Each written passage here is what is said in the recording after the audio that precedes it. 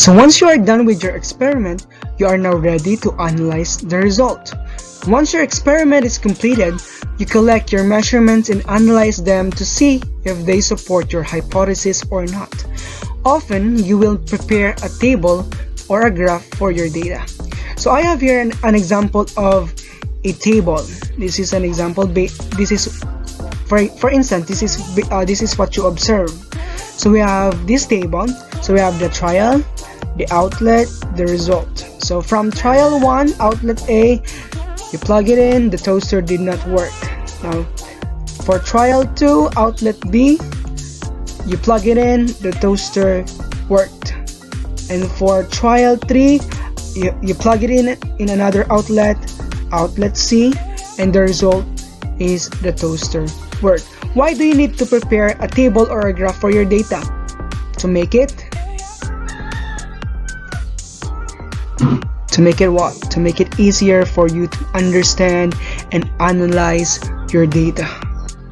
So imagine if you will not use a table nor graph in your results, you will have a very unpleasant data that you cannot even understand all the results that you wrote on it, something like that. So make sure that your result is organized in a table or a graph. After analyzing the results of your data, you are now ready to make conclusions. You conclude whether to accept or to reject your hypothesis. Take note of this conclusion. This conclusion is very important because this will sum up your study that you are making. If the hypothesis is supported, for instance, this part of the comics, hypothesis is supported, the outlet did not work on the first trial, but if you plug it in another outlet, the toaster worked, then you can say that your hypothesis is accepted. But if your hypothesis is not supported, this means that even though you plug it in on another outlet, your toaster won't work. Then you can say that your hypothesis must be rejected.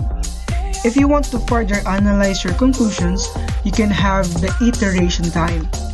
This means that you can ask another research question based from the result of your research.